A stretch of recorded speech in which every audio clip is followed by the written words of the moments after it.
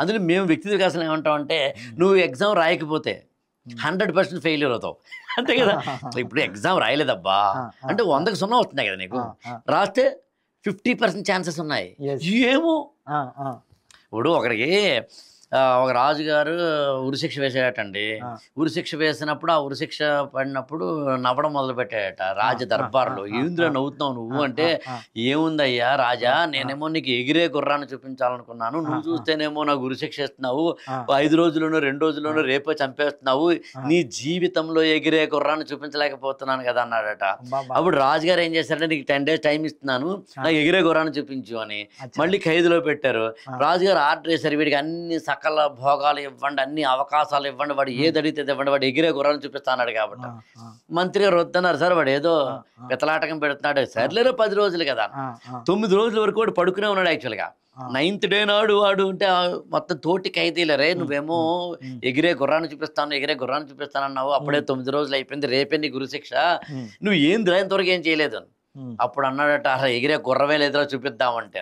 ఊరి ఎగిరే గుర్రమే లేదా, మరి ఎందుకు అన్నావురా అంటే, ఏమోరా ముందైతే నా యొక్క ఈ దాన్ని పోస్ట్ పోన్ చేయించా, ఈ పోస్ట్ పోన్ అయిన దాంట్లో రాజుగారు చచ్చిపోతే మనందరినీ వదిలేయచ్చు, రాజుగారి కొడుకు గనక రాజ్యం తీసుకుంటే మనందరినీ వదిలేయవచ్చు, లేదా బయట నుంచి ఎవరైనా శత్రు రాజు కన్నా మన మీద యుద్ధానికి వస్తే కనుక మన రాజుగారు ఓడిపోతే మనందరినీ కూడా వదిలేయవచ్చు, లేదా జైలు ఖైదీ అదే జైలు కూలిపోవచ్చు, ఇంకోటి ఏం జరగచ్చు. ఏది కాకపోతే అలా వెళుతున్న ఆ గుర్రాన్ని చూపించి, అదిగో రాజా ఆ గుర్రం ఎగురుతుందంటే, ఏమో గుర్రం ఎగరావచ్చు అంటే ఆశావాదానికి ఇంతకు మించిన గొప్పది లేదని నేను నమ్ముతానండి. ఆశావాదంతో బతకు. అందులో ఎగ్జామ్ రాయకపోతే 100% ఫెయిల్ అవుతావు. రాయ్, ఏమో నువ్వు రాసిన తర్వాత ఏమి రాసినా పిచ్చి రాతలు, ఏమో ఎగ్జామినర్ చూడకుండా 100 కనీసం 50 మార్కులు వేస్తాను. ఏమో కోవిడ్ ముందు మీరు గమనించారు లేదో, నాకు ఒక స్టూడెంట్ ఉన్నాడండి, కోవిడ్ ముందు 2020 మార్చి జనవరి ఆ ప్రాంతాల ఎగ్జామినేషన్స్కి వెళ్ళలేదని, నేను ఎగ్జామ్ బాగా రాయలేదండి, నేను నాకు చేత కాదండి, నా వల్ల కాదని రాయలేదు. నాకు ముందు ఫోన్ చేశారు వాళ్ళ పేరెంట్స్, రాయమనండి అమ్మ. ఐసిఎస్సి ఎగ్జామ్స్ అవి, ఐసిఎస్సి ఎగ్జామ్స్ అంటే అరౌండ్ జనవరిలో ఇప్పుడు జరిగిపోతాయి, ఫిబ్రవరిలో జరిగిపోతాయి కాబట్టి రాయమనండి అమ్మ అంటే, అసలు ఏమనండి అసలు ఏమి కాదన్నాడు, అర్థం కావట్లేదని. అయినా సరే మొత్తం మీద 2020 అరౌండ్ మార్చికి వెళ్ళే సమయానికి ఆ ఎగ్జామ్స్ గ్యారంటీగా ఉంటున్నాయంటే ఆయన రాయలేదు. మీరు నమ్మరు, ఆ ఏడాది కోవిడ్ వచ్చింది, కోవిడ్లో అందరినీ ఆపేశారు కాబట్టి అప్పుడు ఏం చేశారంటే, భారతదేశంలో కొన్ని స్కూళ్ళలో ఎగ్జామ్ జరిగింది, కొన్ని స్కూల్లో ఎగ్జామ్ జరగలేదు కాబట్టి అందరికీ కూడా ఎగ్జామినేషన్ క్యాన్సిల్ చేసేసి అందరినీ పాస్ చేశారండి, రాయనోళ్ళు ఆపారు. సో అందుకని ఏమో గుర్రం ఎగరావచ్చు. అంతే, బాగా చెప్పారు సార్. ఓ రాజుగారు మంత్రి గారును అడవిలోకి వెళ్ళారండి. ఆ అడవిలో వెళ్తే ఆ రాజుగారికి ఒక పండు దొరికింది, కోసుకుంటున్నాడట. కోసుకుంటే రాజుగారి వేలు తెగిపోయింది, తెగి కింద కూడా పడిపోయింది. అప్పుడు బాధపడ్డాడట. మంత్రిగా చూశాడట, మంత్రి నవ్వుతుంటున్నాడట, ఊరి ఏంట్రా నవ్వుతున్నావు ఏంట్రా నువ్వు, నాకు వేలురా తెగిపోయింది అని. ఏమో రాజా, తెగిపోతే నష్టం ఏంటి, ప్రాణం అయితే పోలేదు కదా, విలువైన నిండు ప్రాణం మిగులుండడం ప్రధానం, దేహానికైన గాయం ఏ మందుతోనూ మాయం అని అంటే రాజుగారికి ఒళ్ళు మండిందట. ఎప్పుడైనా గుర్తుంచుకోండి సార్, వేదాంతం చెప్పేటప్పుడు సఫరర్ ఎప్పుడు కోపడతాడండి. అందుకని ఏం చేశాడు, రాజుగారు మంత్రిని ఒక తన్ను తన్నాడట. తంటే ఒక గోయింటి గోతులో పడ్డాడట. అప్పుడు రాజుగారు అడిగారు, నువ్వు గోతులో పడ్డావు కదా, అయితే నేను నవ్వుతున్నాను ఇప్పుడు అంటే, నవ్వుకొని రాజేకుండా పోతానట. సో మంత్రి ఏమో గోతులో ఉన్నాడు, రాజేమో ఆ అడవిలోకి వెళ్ళిపోయాడు. అడవిలో ఉన్న కొంతమంది ఒక యాగం లాంటిది, యజ్ఞం లాంటిది, లేకపోతే ఒక జాతర లాంటిది చేస్తూ బలి ఇవ్వాలనుకున్నారు, నరబలి ఇవ్వాలనుకున్నారు. ఎవరుంటే బాగుంటుంది అంటే మఫ్టీలో ఉన్న రాజుగారు కనిపించారు కాబట్టి రాజుగారిని తీసుకెళ్లి బలిపీఠం మీద కూర్చోబెట్టి ఆయన్ని బలిపోతుంటే ఆయన మొత్తం టెస్ట్ చేస్తే ఓ వేలు లేదు, వేలు లేకపోతే మనం చూడండి, దేవుళ్ళకి ఏదైనా అరటిపండు పెట్టాలనుకోండి, Yeah. అరటిపండు బాగా ఉండి ఏదో ముక్కు మూతే దాన్ని పక్కన పెట్టేస్తాం. పెట్టేస్తాం. అలా Yes. దేవుడికి బలి ఇవ్వాలంటే ముందర వీడి వేలే లేదురా బాబు, వీడి ఎలిజిబుల్ కాదని వదిలేశారు. Yeah, super.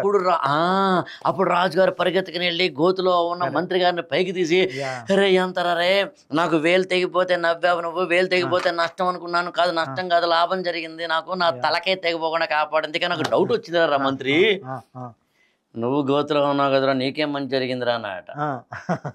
రాజా నన్ను బలిచ్చేవారు కదా. రాజా నువ్వు నన్ను గోతులో తనకుండా ఉండుంటే, నేను గోతులో పడకుండా ఉండుంటే, ఇతన్ని బలిస్తుండే, ఇద్దరం కలిసి ఎగేసుకుని వెళ్ళుంటే, నిన్నో పీట మీద నన్నో పీట నిలబెట్టి ఉంటే, ఓకే, నిన్ను టెస్ట్ చేసినట్టే నన్ను టెస్ట్ చేసి ఉంటే, నీకు వేలు లేదు కాబట్టి వదిలేసి ఉండేవారు, నాకు మొత్తం ఫుల్ కండిషన్ ఉంది కాబట్టి వేసేసి ఉండేవారు. కాబట్టి వేలు తెగడం నీకు మంచిదైంది, గోతులో పడ్డం నాకు మంచిదైంది, జీవితంలో అంతా మనం మంచికే. జీవితంలో ఏది చెడ్డ లేదండి, ఎండ్ లేదండి, ఓన్లీ బెండే ఉంది. వేళా పాడలేదు, కుర్రాళ్ళ ఆటకు ఓడే మాట లేదు, ఆడే వాళ్ళకు ఏది గెలుపో ఏది మలుపో తెలియనంత వరకు ఇదే ఆట మనకండి. జీవితంలో ఫెయిల్యూర్ లేదండి. జీవితంలో ఉంటే విన్నర్ ఉంటాడు, రన్నర్ ఉంటాడు తప్ప ఫెయిల్యూర్ ఉంటాడు, లోజర్ ఉంటాడండి. విరిగిపోయిన పాలు కంగారేం పడక్కర్లేదండి, ఇంకా బాగా విరగొట్టి కొంచెం పంచదార వేస్తే కలాఖండ్ అవుతుందండి. చేతులు ఏదో గాజు గ్లాస్ ఉందనుకోండి, కింద పడిపోతే బెంగెట్టుకోకు, దాన్ని మళ్ళీ అందంగా వెల్వెట్ పేపర్ మీద పెడితే ఒక అందమైన ఆకృతి అవుతుందండి.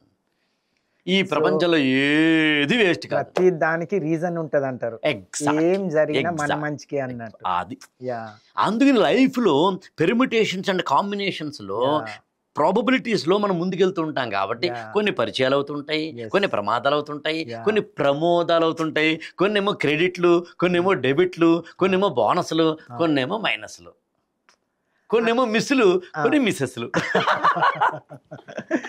ఆ ప్రయాణంలో మనం జాగ్రత్తగా ఉండాలి అంతే, మేల్కొల్పుగా.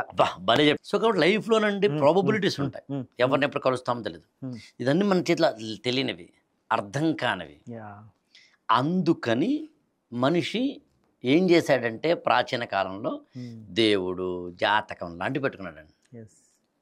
ప్రతిదానికి కాలక్రమంలో heart attack, heart stroke, brain stroke, BP, sugar, liver functioning, kidney, human బాడీలో బ్లడ్, వీటన్నింటినీ చదువుకోవడం మొదలుపెట్టిన మానవుడికి అంతరిక్షంలోకి వెళ్ళి, చందమామ మీదకి వెళ్ళి, సూర్యుడిని అర్థం చేసుకొని, అంగారగ్రహం మీద అర్థం చేసుకొని, సముద్ర భూగర్భాల్లోకి వెళ్ళిన మానవుడు, టెక్నాలజీలో లాంటి వాడి దాకా వచ్చిన మానవుడు క్రమక్రమంగా శాస్త్ర సాంకేతికంగా అంటే సైంటిఫికల్గా ఆలోచించడం మొదలుపెట్టినప్పుడు నా సిద్ధాంతం ఏంటంటే, నీకు మానసిక ప్రశాంతత ఉన్నంత వరకు ఏ సెంటిమెంట్ అయినా పెట్టుకో, ఏ దేవుణ్ణైనా నమ్ము, నువ్వు బలహీనం అవుతుంటే మాత్రం వద్దు. దేవుడు నిన్ను బలహీనపరచడానికి కాదు, జాతకాలు జ్యోతిష్యాలు నిన్ను బలహీనపరచడానికి కాదు, నీకు మరింత బలాన్ని ఇవ్వడానికి. ఆ బలము నీకు దేవుడు అనేది ఇవ్వకపోతే నీకు నువ్వెన్న తెచ్చుకో తప్ప బలహీనుడు మాత్రం అవ్వకు. బలము అమృతము, బలహీనత మృతము అంటాడండి. అందుకనే స్వామి వివేకానంద. సో అందుకే నమ్మకం ఉన్నప్పుడు బలం ఉంటుంది, అవును. ఏ నమ్మకం లేనప్పుడు బలహీనుడు అవుతుంది. Super super super. అవును. ఆ నమ్మకం ఏంటి? ఎవరో ఒకరిని పెట్టుకో. ఎస్, ఎవరినైనా నువ్వు ఎవరిని నమ్మగలిగితే వారిని నమ్మాలి. పసిపాప ఎవరు నమ్ముతుందండి? పసిపాప ఎవరిని నమ్మదు. 6 నెలల 8 నెలల 1 year బేబీ ఎవరిని ట్రస్ట్ చేస్తుందండి? తల్లిని. నాట్ ఈవెన్ తండ్రి. బిగినింగ్ డేస్ లో నాన్న వచ్చినా కూడా భయపడుతుంది తల్లిని. అంతే. Am I right? Yeah, you are absolutely. తల్లి ఎలాగైతే పసిపాపకో మనందర పసిపాపలకి దేవుడు అలా అండి. ఓ యా, సూపర్, కరెక్ట్. ఇది నాది కాదు, రవీంద్రనాథ్ ఠాగూర్ గీతాంజలి లేదండి. ఓకే, మహనీయుడు భలే రాస్తాడండి గీతాంజలి. ఎప్పుడైనా ఓన్లీ గీతాంజలి మాట్లాడుకుందాం అండి. మీరు రాస్తాడండి యాక్చువల్గా. నేను కూడా చదువుకొని వస్తా. అసలు పని చేయొచ్చు మన ఇద్దరం. ఒక పుస్తకం తీసుకుని డిస్కస్ చేద్దామండి. Best sir. Yeah, super. పుస్తకాల సిరీస్ వేయచ్చు. నేను లాస్ట్లో క్వశ్చన్ అడుగుతాను మిమ్మల్ని. ఇప్పుడు ఇలాంటి పాడ్కాస్ట్లు ఎందుకు చేయాలండి? ఇలాంటి పాడ్కాస్ట్లు చేయటం ఎందుకు అంటే, ఒకటి ఫస్ట్ ఆఫ్ ఆల్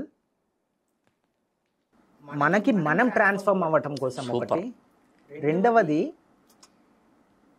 మన వల్ల మనం మాట్లాడుకున్న విషయాలు ఎవరికైనా ఏ ఒక్కరికో ఇద్దరికో ఉపయోగపడే అవకాశం ఉండకపోవచ్చు అని. సూపర్ అండి. అది అంటే పాడ్కాస్ట్లు అనేవి వినోదం కోసం మాత్రమే చేసేది ఉంటుందండి. యా, తప్పు కాదు. కరెక్ట్. వికాసం కోసం చేసే ఉంటాయి, కరెక్ట్. గొప్పవి కావు. నాన్ సెన్స్ ఇష్యూస్ని మాత్రమే చేసే ఉంటాయి, తప్పవవి. యా, లోకంలో అన్నీ ఉంటాయండి. యా, శివాలయం అక్కడ ఉంటుంది, ఆపోజిట్లో శివాలయం ఉంటుంది. ఎస్. రెండిట్లో కామన్ శివ ఎటెళ్ళాలనేది మన సమస్య. బా బా. ఆకలిస్తే పచ్చిమిరకాయ బజ్జీలు 8 తింటే ఆకలి తీరుతుంది. అదే ఆకలిస్తున్నప్పుడు ఆ ఎంటీ స్టమక్ మీద పెరుగన్నం తిన్నా కూడా ఆకలి తీరుతుంది. కరెక్ట్. ఏం తినాలి నీ సమస్య. కరెక్ట్. ఉంగరం ఏదో తులమో గ్రాము అంటారు. తులమో గ్రాము ఉంగరం వేయింగ్ మిషన్ మీద తూగితే అది ఏమవుతుంది అని అడిగితే ఆ వేయింగ్ మిషన్ మీద తులమో గ్రాము తూపుతుంది. అదే వేయింగ్ మిషన్ మీద 30 కేజీల చెత్త బుట్ట పెడితే 30 కేజీలు తూగుతుంది. ఇప్పుడు నార్మల్గా ఏమీ చెప్పకుండా సార్ ఇది 30 కేజీలు సార్, అది గ్రాము సార్, ఏది కావాలి మీకు అని అడిగితే ఎవరైనా ఏం చెప్తారంటే 30 కేజీలు అంటారు. కానీ 30 కేజీల చెత్త 1 గ్రాముతో బంగారంతో సమానం అంటే ఒప్పుకోలేం కదా.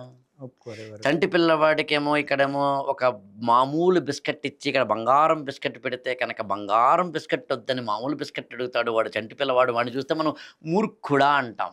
ఎందుకంటే వాడికి బంగారానికి మామూలు బిస్కెట్కి తేడా తెలియదు కాబట్టి. తనకు అవసరం ఉంది బిస్కెట్ కాబట్టి కాదు, అతనికి మెచ్యూరిటీ లేదు కాబట్టి బిస్కెట్ కాబట్టి. లేదు, మెచ్యూరిటీ లేకపోవటం కాదు, తనకు కావాల్సింది బిస్కెట్. తను బిస్కెట్ని తినగలుగుతాడు కాదు. మీరు చెప్పండి. I don't want to stop you. తినగలుగుతాడు కాబట్టి తనకు అవసరం ఉన్నది కోరుకుంటాడు. తనకు అవసరం ఉన్నది తీసుకుంటాడు. అదే బంగారం విలువ తనకు తెలియదు.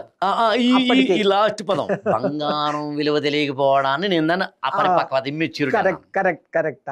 అంటే 20 ఏళ్ల కుర్రవాడు కూడా ఆకలి వేస్తుంటే ఈ పక్కన బిస్కెట్, ఈ పక్కన బంగారం బిస్కెట్ అయినప్పుడు ఏం చేస్తాడంటే ఆకలి వేస్తుంటే బంగారం బిస్కెట్ తీసుకుని కావాలంటే బిస్కెట్ల ఫ్యాక్టరీ కొంటాను సార్ అంటాడు.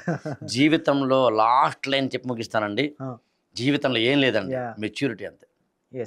అంతే, ఏమీ కాదు. లైఫ్లో ఎదుగుతున్న కొద్దీ ఎంత మెచ్యూరిటీగా మనం ప్రవర్తించామన్నదే లైఫ్, ఇంక ఏమీ కాదండి. ఆ మెచ్యూరిటీని పీక్స్లో తెలుసుకున్న వాళ్ళే బుద్ధుడు లాంటి వాళ్ళు అయ్యారన్నమాట. ఆ లోయర్ లెవెల్ని బట్టి, అసలు లేకపోవడాన్ని బట్టి ఏజ్తో లేదు, స్టేజ్తో లేదు, రేంజ్తో లేదు, ఏమీ లేదండి. మెచ్యూర్డ్ పర్సన్సే అసలైన హ్యూమన్ బీయింగ్స్ అండి. బాగా చెప్పారు సార్. మనం ఇలాంటి పాడ్కాస్ట్ చాలా చేయాలండి. చాలా చేయాలి sir. Thank you so much అండి. Thank you sir. Thank you.